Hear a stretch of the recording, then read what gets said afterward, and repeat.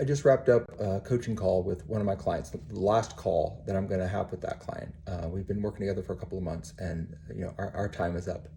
And he was very kind. He said that he really appreciated the coaching, and actually that it had really changed kind of the trajectory of his life.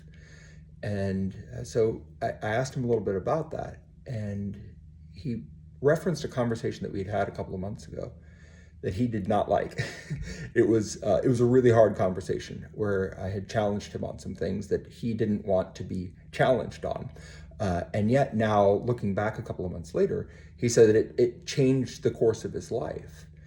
And it just made me think about a lot of the leaders that I work with who want to be better, but don't want to hear the hard news, the bad news. And I think that that's really a challenge for all of us is the more we grow in our career, it's easier to kind of surround yourself with people who think like you, people who like you, people who tell you positive things. But you're only really going to grow when you hear the bad news, the hard news, the things that you're not doing so well. And those don't tend to be voices that are comfortable.